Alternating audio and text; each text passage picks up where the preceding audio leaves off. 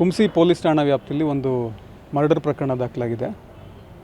ಬಸಮ್ಮ ಅನ್ನೋ ಒಬ್ಬ ಹೆಣ್ಮಗಳು, ಸುಮಾರು 60 ವಯಸ್ಸು, 58ರಿಂದ 60 ವಯಸ್ಸು. ಈಕೆ ಅಂದರೆ ಕುಂಸಿ ಏನು ಹಳ್ಳಿ ಇದೆ, ಹಳ್ಳಿಯ ಮೇಯ್ನ್ ರೋಡಿಂದ ಒಂದು 3-4ನೇ ಮನೆ ಇವ್ರದ್ದು.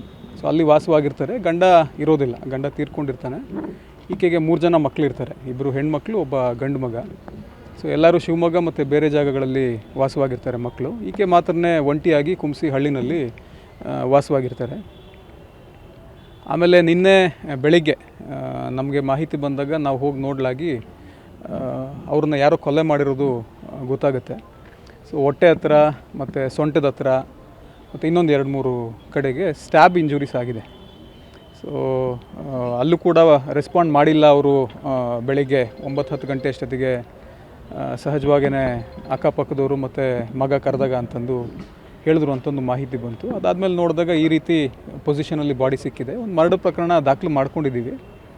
1-2 ಆ್ಯಂಗಲ್ನಲ್ಲಿ ಸಸ್ಪಿಷನ್ ಇದೆ, ಯಾರು ಮಾಡಿರಬಹುದು ಏನು ಎತ್ತ ಅಂತಂದು. ಕರೆದು ವಿಚಾರಣೆ ಕೂಡ ಮಾಡ್ತಾಯಿದ್ದೀವಿ. ಅದೇನು ಮುಂದಿನ ತನಿಖೆಯಲ್ಲಿ ಹೊರಗಡೆ ಬರ್ತದೆ ಡೀಟೇಲ್ಸು ನಾನು ತಮಗೆ ತಿಳಿಸ್ತೀನಿ.